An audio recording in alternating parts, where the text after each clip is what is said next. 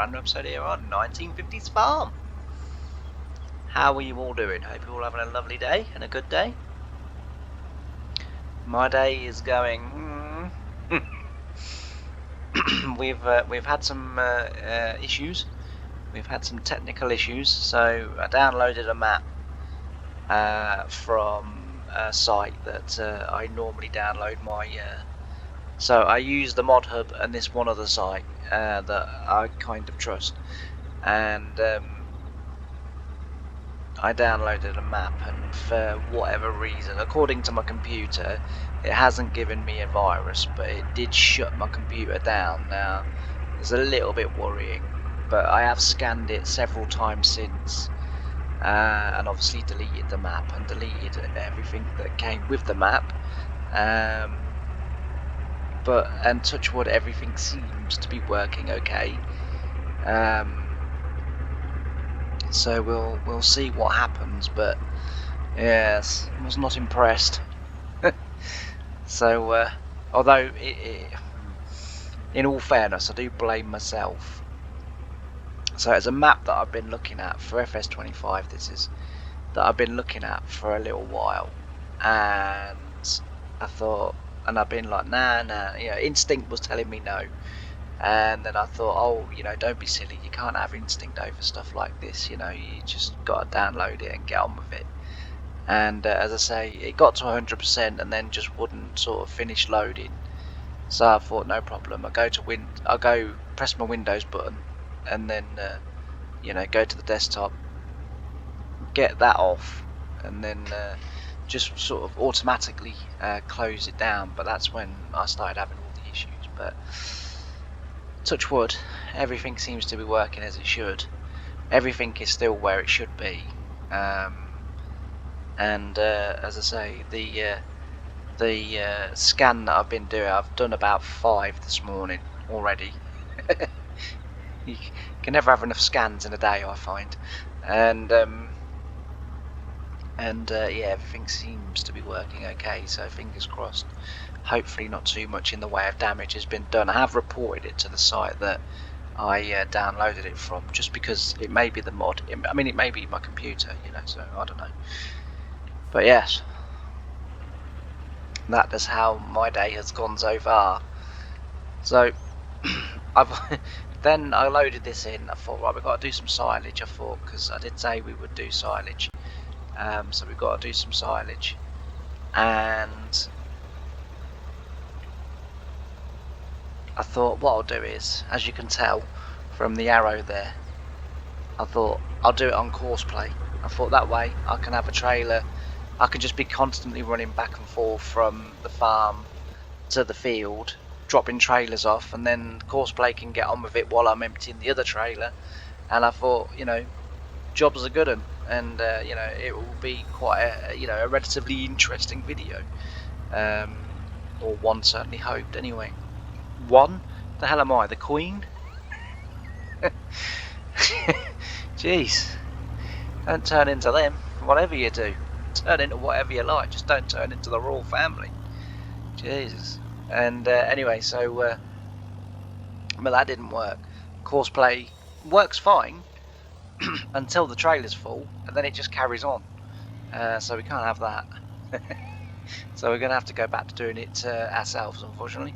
But yeah, I was thinking, that'll make quite an interesting video, because we'll constantly be, back and forth and what have you. I thought be worker in the field. I thought, if all goes well, I could maybe set up like another one. And then I was kind of also then sort of kind of thinking to myself, James, don't get too far ahead of yourself, son. Just cope with one. That's my advice. Yeah, as I say, but unfortunately, it wouldn't quite work, because, as I say, course play just doesn't recognise the full trailer, unfortunately, and it just carries on. So yes, I'm not sure why. Don't normally have that sort of problem, but anyway, today we have. So as I say, I've been trying to figure it out, but not really being successful. Right, let's get out of there. I left that a little bit tight there. So as I say, this is the sort of long-winded way of doing it, but it's the way I would have had to have done it, even if Courseplay had have worked, because obviously I've still got to get the trailer off and then back on again. So, right, let's carry on then. Yeah, so as you can see, it's going dark as well, which is not helping. You can get a little bit closer so I can just see the edge. Yeah, so all in all, not too bad. So I'm still suffering a little bit from the old food poisoning that I had the other day, or a couple of days ago. When was it? Wednesday. So decided on Wednesday that I was good. So I got up in the morning. I got up early, recorded the video, and then thought, you know what? Today I'm gonna have the day out. I thought I'm gonna go out for the day. I'm just gonna go and chill. I'm gonna, just do the things that I need to get done. But I'm gonna have a day out, and that's what I decided to do. So went to went to Wisbech because I knew where my day out was going to be, and I thought what I'll do is, because I've got a new phone, I've still not really used it yet. Like I said, a little bit intimidated by it. I'm not very good with technology and phones and stuff, and what have you. But so I still haven't really used it yet. But anyway, so I thought I need to go to the phone shop and Tesco Extra in Wisbech. I thought I need to go to Tesco's. I need to get them to help me sort out my phone in terms of what SIM card I put in, because obviously I wanted to keep my number. And anyway, I went in there and I met a lovely snotty young girl. Oh, honestly, man, she was so rude. It was unbelievable. She was literally mocking the fact that I didn't really know what I was doing, and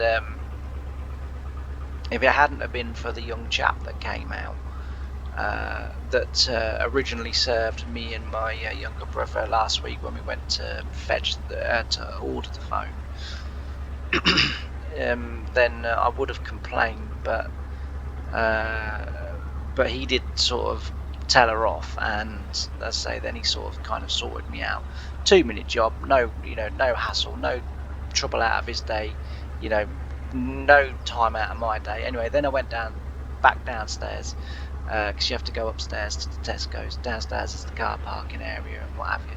So then I goes downstairs, I see the hairdressers, and I thought, right, I'll have a haircut. I thought if I'm going to be putting my mug on, on my YouTube channel, sort of in the near future, I'm going to need a haircut. I need to look tidy for these people.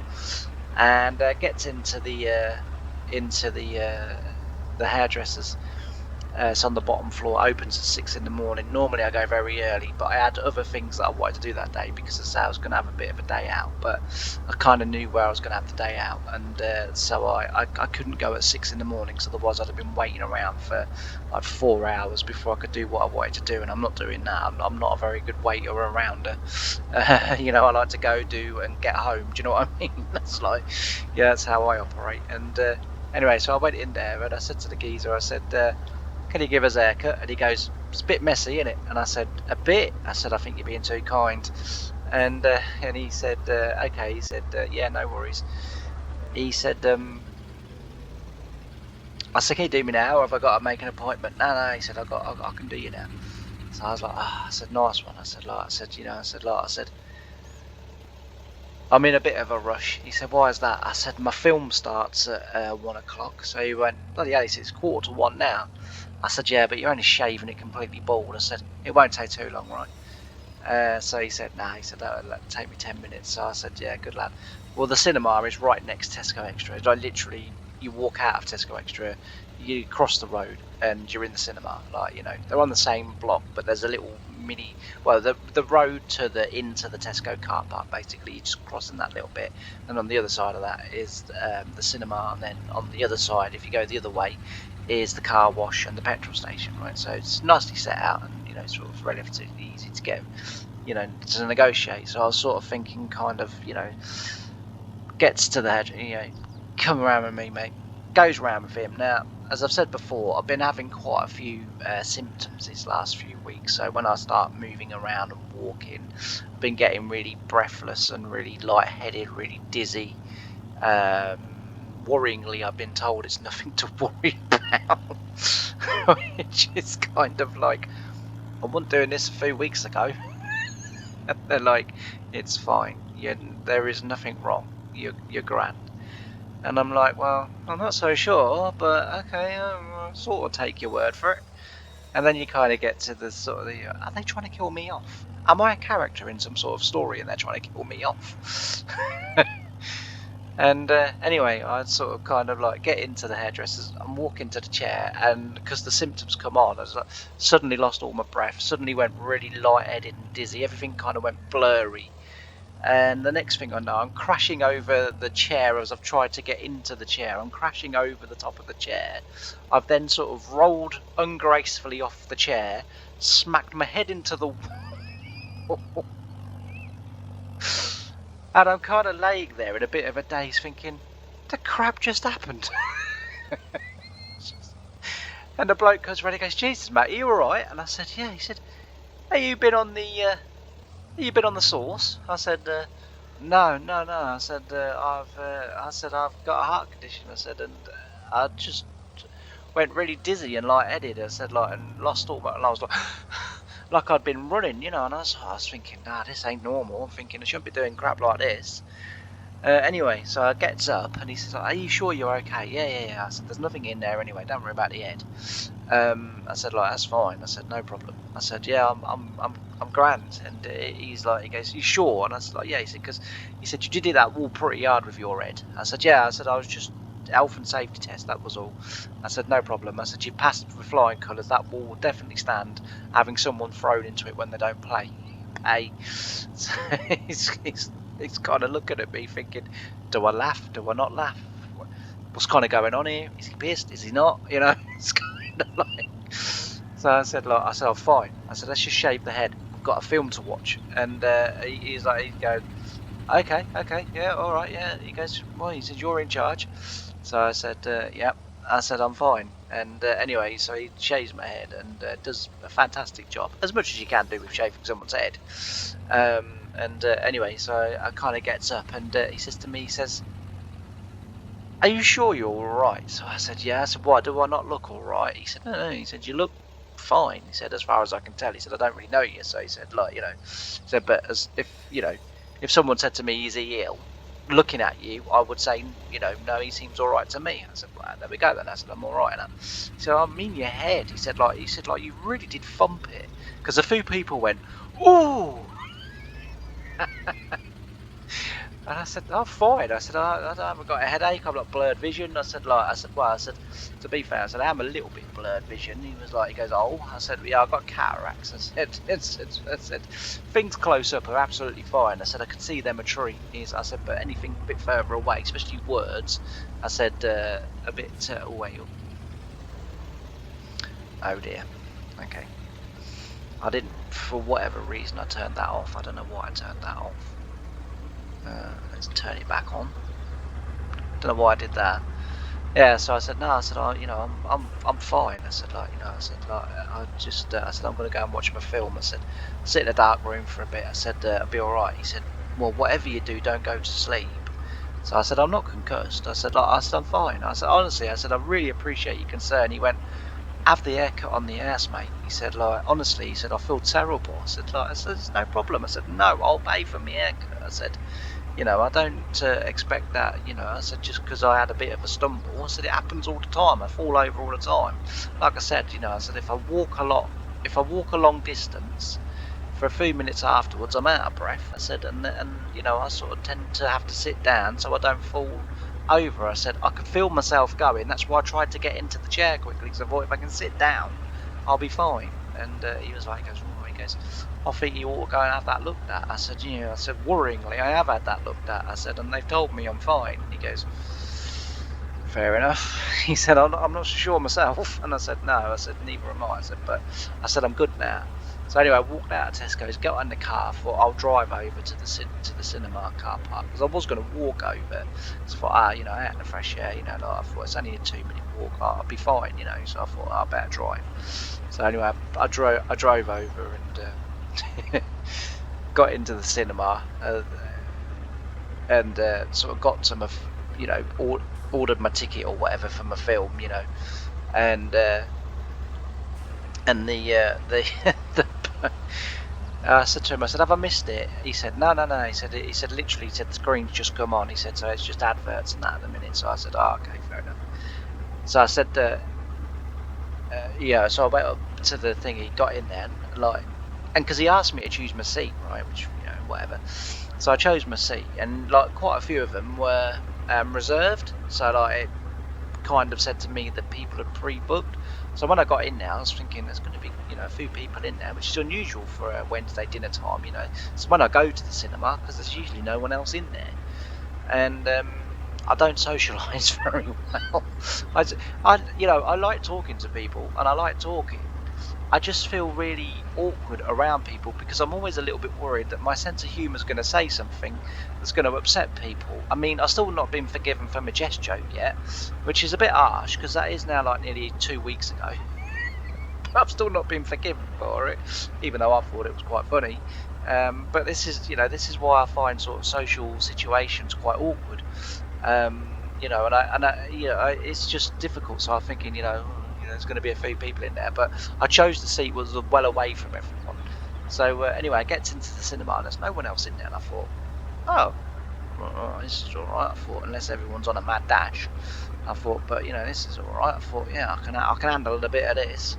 Anyway, so I sort of sit down. Anyway, the film's literally just about to start, and then one other person came in with another person in a wheelchair. So like the carer and then like the person that was in the wheelchair, and I was thinking, oh, you know, fair enough. And and you know, in all fairness, the carer apologised at the end of the film. I mean, it didn't bother me anyway, so she didn't really have nothing to apologise for. But the disabled lady that clearly had cerebral palsy literally shouted her way through the film.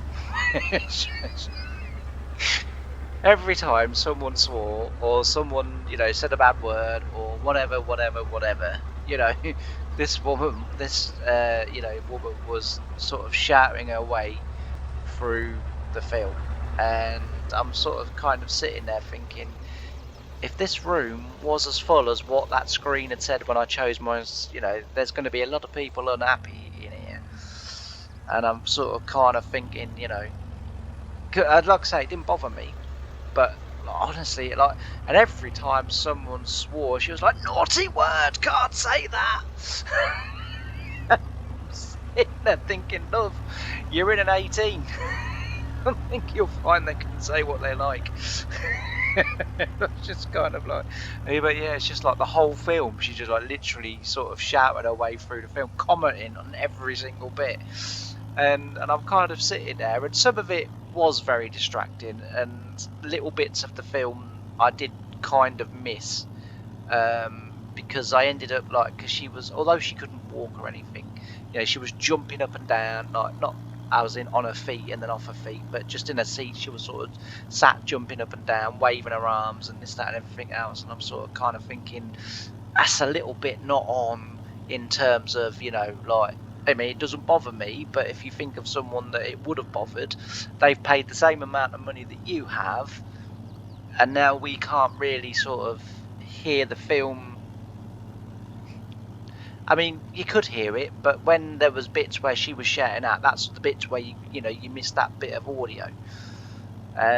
So it was kind of like, yeah, you know, I thought it's a little bit naughty. You know, if you're going to bring someone to the cinema, you need to make sure that at least they can, you know, so because, you know, I mean, I took my son last year to the cinema, and because he has ADHD and autism and Lord knows what else. I'm sure he doesn't have half of those things, but they like to label now, don't they? They do like to label. And I said to the doctor, "Are you sure he's just not a pain in the backside?" I said, like, you know, the doctor sort of looked at me and went, "How, you know, why would you say that about your own son?" I said, "Well, I said it just seems that every kid gets diagnosed today with autism and ADHD. So like every single one of them, I said like, I said, and while it's probably a thing, I said like, and I accept that. I said every child. I said, come on. I said, what's different between the mating of a man and a woman today than 60 years ago? Yeah, but 60 years ago we didn't know about it. I said, yeah. I said, yeah. Anyway, I said, I'll take your word for it. I said, but he doesn't need medication. And the doctor's like, oh yeah, he needs to. I was like, no, he doesn't need medication. I said, like, there's he does not need drugs to control. I said, like, we'll be able to manage it. And so when I took him to the cinema last year, I did say to him, look, you've got to be quiet when you're in there. You've got to sit still, because other people have paid to watch the film as well. And I said, like, if there's one instant where you're not on your best behaviour, we're out, and you don't see your film. I said, no, I won't take you again. And he sat through the film, I laid the ground rules down, made it quite clear he was all right, and I was thinking, you're a good man. And I just pressed my sprint button then on the tractor because I wanted to get the tractor. I don't think it works like that. So anyway, when I left when the film was finished, it was a good film, by the way. So if anyone wants a good film to go and watch, I really enjoyed it. It was a little bit of a steady start, I've got to say. About 45 minutes into the film, I was thinking, this isn't that great a film. This has been overhyped. And then after about the sort of hour mark, because it was not quite 2 hours long, but after the hour mark, the twist came into the film, and then suddenly the film got fantastic. It was a really good film in the end. I really enjoyed it, and it's called Black Bag. It's a spy thriller, and it like I said, first 45 minutes I was thinking, this is as dull as dishwater. This is. I was thinking, I'm glad she's in it because at least something's entertaining to watch. But after about, as I say, after about sort of 50 minutes to an hour, the final sort of, well, I say it's not quite 2 hours, but the final sort of hour, if you like, was, it was once, as I say, once the twist to the plot came in, then the film got really good. And cause, obviously I write and I really appreciate stuff like that. I think, I thought, how skillful do you have to be to come up with something like that? I mean, like, I sort of write, and I write I try to write thrillers and psychological thrillers and sort of stuff like this, and I'm thinking, it's so clever what they've done there. And I was sort of thinking, and that's the reason, because people always go to me, I can't understand why you've never been published, your books are really good. Well, as a sort of hobbyist, I am probably a fairly okay writer, but to be published, when you see the level that they're at, then you kind of begin to see why it's never happened for me, because you think, on a sort of amateur level, I'm sort of, I can hold my own sort of thing, like, cause as I belong to a couple of writers clubs. So one writing club is just a general writers club that I belong to,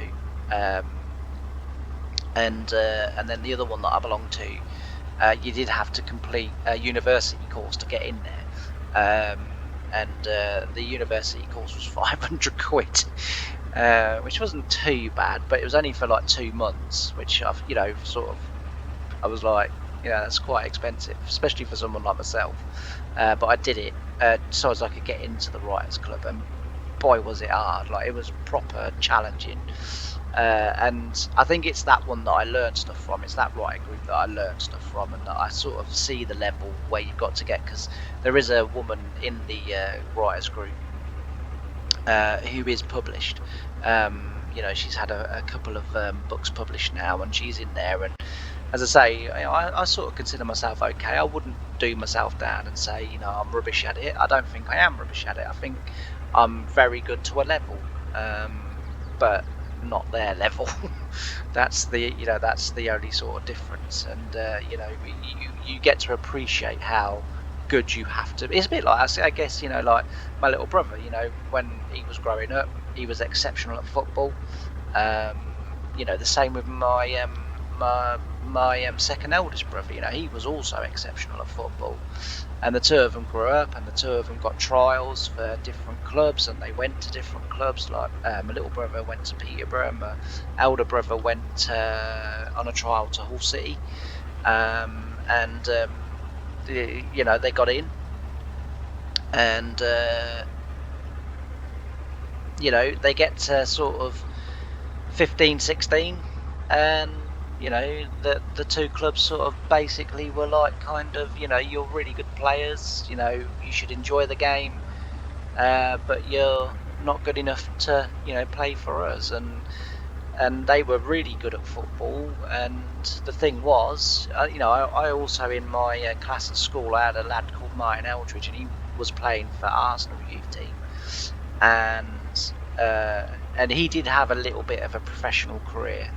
So he played for Arsenal for you know, sort of, I think 2 seasons. I think well, when we left school, so in the adult team, in the men's team, he played I think a handful of League Cup games and a handful of sort of FA Cup third round games, and then I think he made one Premier League appearance, I think, and then as I say, sort of, kind of, you know, after that got released, you know, because obviously he wasn't good enough. Went to Norwich City, played a few games for their first team, but then got released from there. Went to Lincoln, played a few games for them, but then got released from there, and now he's a school teacher. But yeah, as I say, it's, you know, it's, you think you're good until you get to the people that are really good, you know, and then you realise that, yeah, you know, you can write or play to a very good level, but you know, the level required to get where you want to be is above you. And you know, and I always say in my writers group, you know, you have to be honest and admit that, you know, there's no point lying to yourself. You know, yes, you can practice and you can work and you can improve, but you're only ever going to be as good as what you are good. And those people that have reached the exceptional standards, I mean, like when I was a kid, I used to play amateur snooker. I was really good at snooker and pool, but really good at snooker. Well, I enjoyed snooker more, but I was equally probably as good as whatever. And in my sort of era, there was Shaun Murphy and Mark Selby. Now, you know, anyone that sort of knows snooker knows who they are. And I was good at snooker. I mean, I could, you know, and still do make regular century breaks, you know, still, you know, sort of very good, but they were just on a different planet, like, you know. And as I say, I played, you know, Ronnie O'Sullivan in an exhibition, and honestly, I broke off 4 times and lost 4 times. It's just, you know, and all my break-offs, I thought, like, you know, I was sort of looking, and even Roddy said, like, yeah, it's a good break-off, that. You know, he's sort of looking, and then bang, in goes a red, and it's like, you know, 147, and then, you know, I think in the next frame he made like a 145. I think, yeah, it's just like unbelievable, like, and you know, you sort of look at it and you think, yeah, I can sort of get to you know, a ton, you know, occasionally. I'm capable of making centuries. I don't make them all that regular, I've got to be honest. Sort of usually get to about 50, 60, you know, sort of 40, 50, 60, somewhere around there, and then sort of break down or get out of position. And but it's just like every time they came to it was the same with Shaun Murphy. And as I say, I used to play in a lot of the amateur games with them, and like, you know, I never won an amateur tournament just because, as I say, like, you know, they would come to the table, you know, if they didn't have a pot on, you had nothing, and if you left them a pot on, they cleared up, and that was the standard, you know. And my dad just said to me one day, "You're a good player, boy. You're not good enough, and you need to accept that." He said, "Otherwise, life's going to be very hard for you." And the thing was, you know, I did sort of accept it. You know, you know, I saw the level that everyone was at, and I sort of thought, well, you know, I practice hard. You know, I practice for 4, 5, 6 hours a day. You know, so I thought, you know, I put in the work, just not good enough, and I've lost my tractor. Where's my tractor?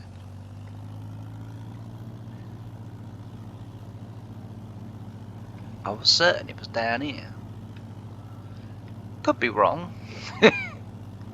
Oh, there he is. I got him. See, I knew what I was doing. Anyway, right, what I'm going to do is I'm going to turn over to a little bit of time lapse, because this video is already half hour long, and we, you know, it's not really a chatty video as such. It shouldn't have been, but we'll crack on, and then oh, hang on a minute, we can get that a bit nearer, James, because that's not the easiest machine in the world to reverse.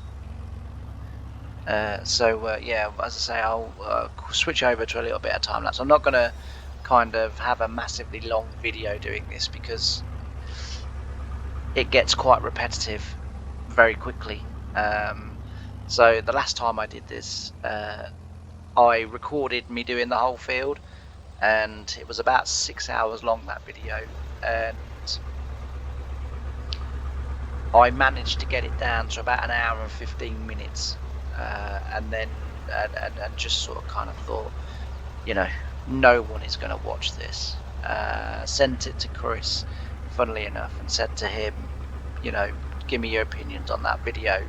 And he said after about 30-40 minutes, he said, I'd seen it, I turned it off. And I was like, yeah, that's what I thought. So as I say, I'll just do a little bit of time lapse, and then we'll call it, and then as I say, I'll crack on sort of off camera and get it done. But I do like to show it because it's a variety of jobs, and you know, it's a different job. We don't sort of do this, we only do this once a year, so you know, that's what I'll do. But anyway, I'm going to switch over to a bit of time lapse, and I'll see you in a little bit. Our hearts beat to the city streets. We began to feel the fire. We rise like tall buildings as the chemicals, they take us higher.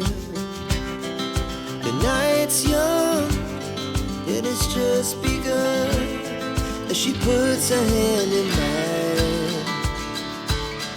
We wanna chase the night, wanna dance to the light, pull the stars from the sky, just two hearts running wild. Never sleep, never stop, as we shout from the top. We're gonna be two hearts running wild.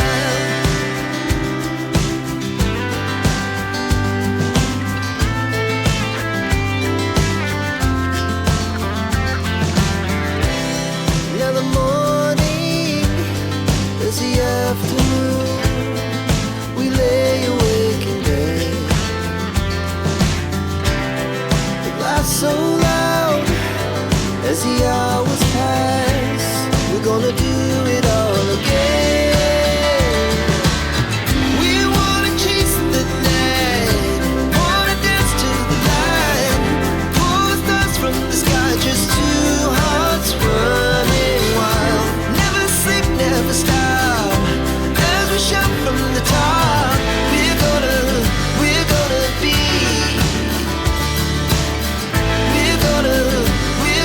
be two hearts running wild.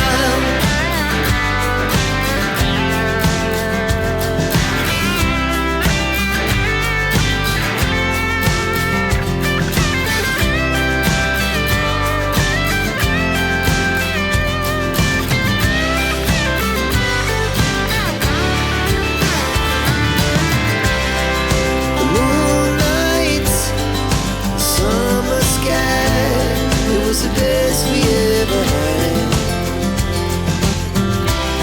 and we'll stay on forever. We'll never have regrets. We wanna chase the night, wanna dance to the light, pull the stars from the sky, just two hearts running wild. Never sleep, never stop, as we shout from the top. Running wild, we're gonna be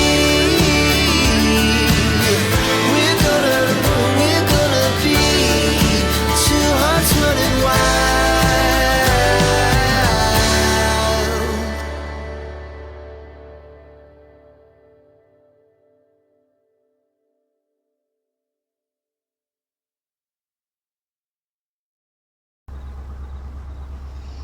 Right, so we're back in the game again. Right, we've nearly got Well, I don't know. I think that's a bit optimistic. I was about to say we've nearly got about halfway through this field, but I think that's a little bit optimistic at this moment in time. So, but we're not doing too bad, to be fair. So, yes, it's looking pretty good. We're getting plenty of chaff in the silo as well. So I'm looking forward to compacting that down this afternoon. That shouldn't take above a little while, especially in these tractors. These tractors, of course, nowhere near as heavy as the modern day ones, and so therefore it does take longer to compact. But once I get it sort of compacted enough, then the little crawler that we've got will actually climb it, and then that is a little bit heavier in weight, so it sort of does do a little bit sort of quicker of a job. Not much, there's not a great deal in it.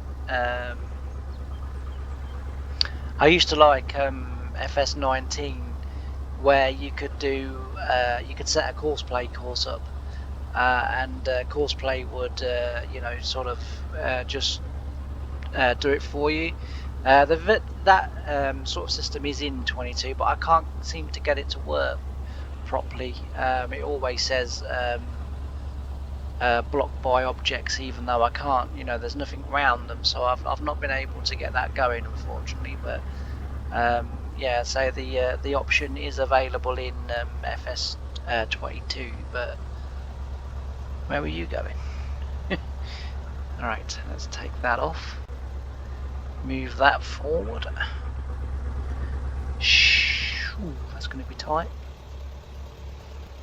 But yeah, it has gone pretty well, this, and as I say, it does, once you get going, it really doesn't sort of take that long. It's this bit.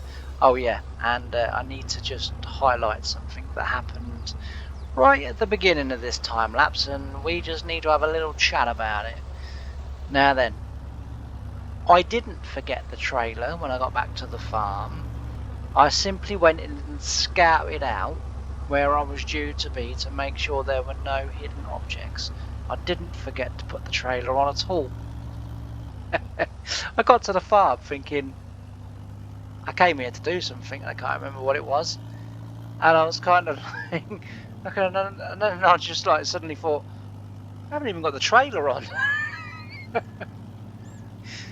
and so I was like, well, I'll have to go back and fetch the trailer then. I know. I'll tell you what did it, actually. I'll tell you what did it, right? So occasionally when I'm recording, right, I'll have my tablet on, right, and I'll like watch Time Team or something like that, right. And if you haven't seen that program, for any sort of people from overseas, because I'm assuming it probably doesn't come on in America or Australia or anywhere overseas from the UK, honestly, look it up on YouTube. Time Team, fantastic, especially if you like your history. If you don't like your history, probably not going to be for you. But it's just basically a team of archaeologists that go around the English countryside, digging everywhere up, and some of the finds that they find, honestly, is unbelievable. What always amazes me is that I was watching one the other day, okay, right, and I think it was somewhere near Bath, right, and I'm sure it was Bath. Might have been down south, like Cornwall or somewhere, because I'd like to say I watch sort of 2 or 3 a day, because luckily it's been on for years and years and years and years, and there's like lots to get through. And some of them I've watched sort of over and over, because obviously they're particular favourites or whatever, and they'll they just wander into farmers' fields that have got sort of wheat or sugar beet growing, and the next thing you know, they've dug a bloody great trench through it and they're digging it up. Anyway, the other day they was digging up this field, and they found like some anomalies in the ground and these circles and different things like that, and they decided that they were gonna sort of dig in and have it. Oh, I've got my trailer stuck now, buried it. Let's just see if I lower it down, it will just pop it up for me. I might not be able to get that out of there. Ooh, is it gonna go? Go on. Can we rock it? Can we rock it? Yeah, we can. That was lucky. I nearly buried the trailer. Yeah. So anyway, they found these circles and these other bits and pieces in the ground, shapes in the ground, and they was like, "We'll dig a trench through. We'll see what we find." Right. And this was in a farmer's field, right? This was in a farmer's field. I'm pretty certain actually it was Cornwall, right? And they're digging away, digging away. And then all of a sudden, like the excavator that they've got scraping, a thin layer of ground off each time. And they come to this sort of like probably 2, maybe 3 brick high wall in the ground. This is buried in the ground. I always think it's amazing. Like, how did these things get covered up? Like, because I sort of look around at building, I mean, like, our garden wall, not particularly that big. It hasn't been covered up. I know they've, been covered up for hundreds and thousands of years, So but I think sort of like, how did we lose buildings underneath the ground? Anyway, they were sort of digging away and what have you, and they found this wall and they're sort of scraping it and scraping it and scraping it and like blah blah blah. And then underneath, right, literally the man started with his trowel and what have you, and he's kind of like I don't know whether you've just heard that or not, but that was the doorbell.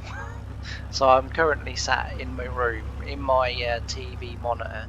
I can see the delivery man standing at the door, and now he's run off, so he's probably nicked something. I'm sure he hasn't. And yeah, so anyway, as I was saying, like, and it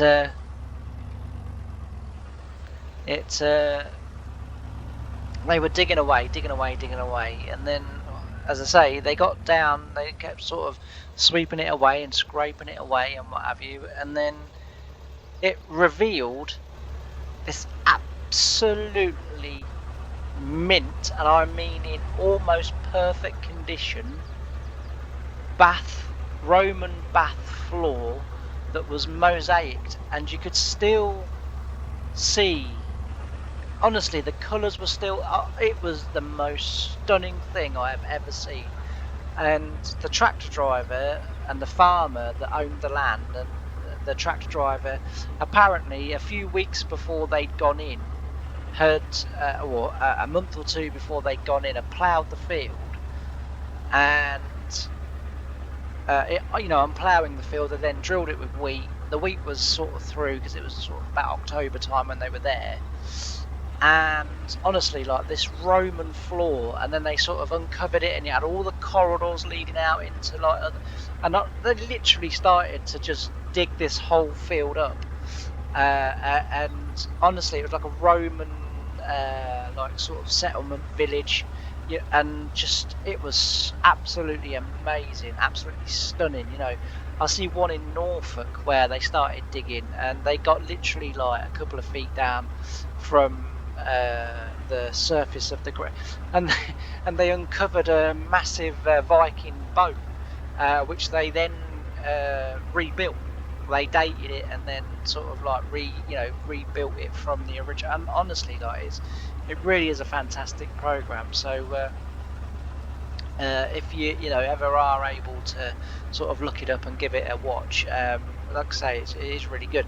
But anyway, so I was watching Time Team, that finished, and then I decided to just sort of, while I was doing my silaging, I was sort of scrolling through like YouTube shorts and stuff, and this woman comes up on my feed, June Slater. She's an MP. I'm not sure for who. If I had to guess by looking at her face, I would say she was a Tory, because it looks very deceitful and untrustful. So I'd say she's a Tory. And she's on there going, UK is now one day closer to the abyss.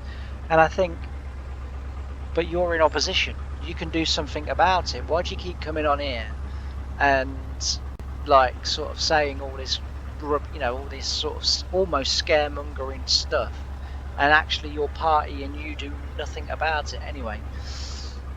So I'm sitting here and I started to have an argument with myself in my head with her. Right. Hence the reason why I forgot the trailer. So that's the reason why I forgot the trailer, was I'd started this imaginary sort of argument in my head with her over something that I had no idea what she was talking about. She's kind of like, you know, she's just like one day closer to the abyss, and I felt like coming and saying, would you care to elaborate? You know, like, you know, what's happened? Has he now, you know, banned the use of hair curlers or something? You know, what's going on? You know, at least give us a clue.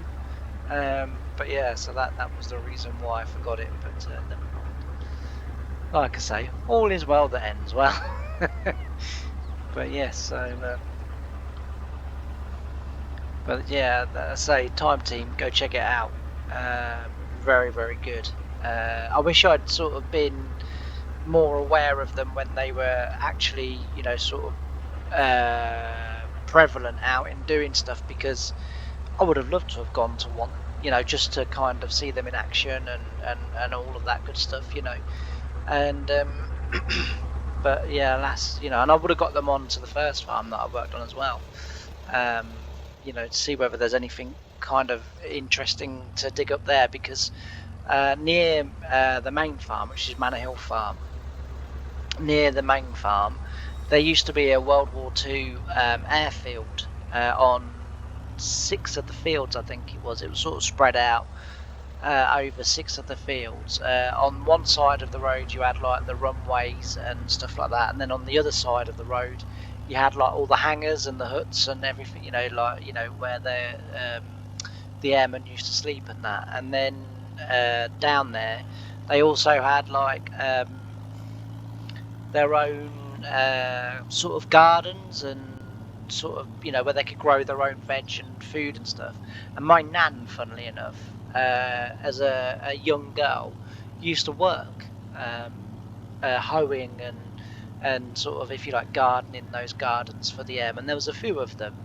There was a few of them that you know, sort of used to do it, and that was where a few weeks ago I told you the story about my nan and sort of looking up her really good friend. That's where she met her, and yeah, as I say, it was really interesting. So I'd love them to have dug those fields up, you know, to kind of see what, you know, we may have found, you know, because it's always been kind of sort of like when I was ploughing them, because obviously, like, you know, my nan used to tell me the stories and everything. And then I'd be playing them, and I think it'd be just my bloody luck to go for a World War II unexploded bomb. It's the sort of thing that could only ever happen to me. Luckily, it didn't, but I was kind of, every time I went in there, I was thinking, well, here goes nothing. Hopefully, I'll make it home with the same amount of fingers and toes that I left home with this morning. But yeah, so it was. As I say, it was a fairly taxing experience when you kind of sort of in the field and you think there's bound to be bombs in this field. But as I say, it all was kind of well in the end, so didn't have to worry too much, I guess. But yeah, it was something that used to sort of go through my mind, and I used to sort of think, you know, what if there is, you know. Anyway, never mind. So yes, as I say, we will. I'll carry on with this, and then we'll get that bunker compacted, and then get it covered down, and then by sort of the end of December, beginning of January, the silage will be ready. By then, I'm guessing the new ranch will be up and running, and we'll be able to then go and we'll start delivering.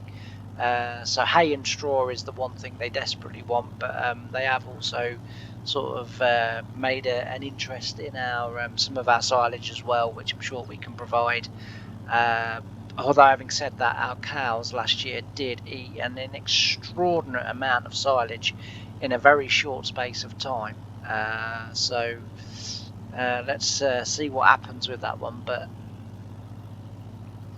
I'm guessing it made, you know, for a lot of farms just very quickly, like I say, you know, but just very quickly, it must have made a huge positive impact on many farms when silage bales became a thing. You know, when you could bale grass and wrap it and then make the silage into bales. You know, and it must have really revolutionised in a way the dairy sort of scene, because you know that although you know lots of dairy farms probably did have the room for pits and everything like that. I mean, there are some dairy farms around where I live that don't have pits, you know, that just literally have silage bales that they do every year, you know, and the hay bales and straw bales and sort of stuff like that. There's one farm not too far from here that does clover bales as well, which is not huge. Well, as far as I know, it's not hugely popular in this country, but I might be wrong on that, but it's certainly not hugely popular around where I live, because they're the only one that I know that do it, and as far as they know, they're the only ones that do it around here as well. But as I say, but yeah, it must have really made a big difference when suddenly you could produce bales that would then make silage, you know, for farms that didn't have pits and stuff like that. So it must have been a real sort of breakthrough for them, you know. And I just sort of kind of, for the farms that were like that, you know, I might actually go and ask the dairy farm. It's not far from here. It's probably about 20 miles away. And I might just ask them and say, you know, did herd health and did herds improve once, you know, you could, because they've only ever done the bales, that I do know, they've only ever done the bales, they never did the clamped silage. So I'd be interested to know, and if anyone listening or watching this video or whatever, you know, if you've got to this far in, because I've been sort of chatting away a lot again, you know, give me your thoughts. You know, if you're a dairy farmer, you know, is there a noticeable difference between silage clamps and silage from bales, or is there no difference, or you know, so little difference that it's not worth mentioning? And I don't know, you know, let me know. I'm always willing to, or always you know, wanting to learn. And as I say, dairies is something that, as I've come out of, well, I'm not really out of farming in terms of, I don't work on a farm no more, obviously, because of my health, but I'm still massively into farming. And you know, one of the reasons for getting the phone was so I could go out and, you know, sort of film in the area, you know, the tractors in the fields and that. And so I'm still sort of big time into farming, but I've found that since I don't work on a farm no more, and I've been playing farm sim, you know, religiously every day now for Lord knows how long, you know, dairy is something I've become more and more interested in. You know, I've still yet to do a really good dairy save on FS. I might have to try it. But I'm always a little bit afraid that I would get things sort of kind of wrong, and people would kind of go, that's not how you do it, you know, you don't know what you're talking about, you know, you worked on a farm, you've never worked on a farm in your life, boy.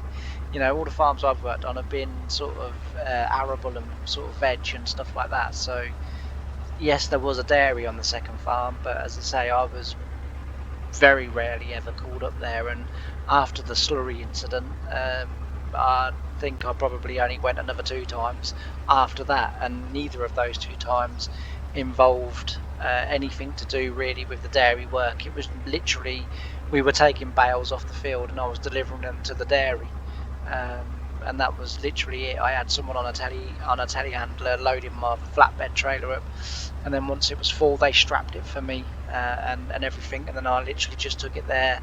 They unstrapped it, unloaded it, and off I went again to get another load, sort of thing, like, you know. So that was about as involving as the work got for me, really. But yeah, I mean, I'm interested to learn and to know, and you know, to sort of find out things. But anyway, I'm going to leave this here. Thank you all very much for watching, and if I can speak English, that would be absolutely mega.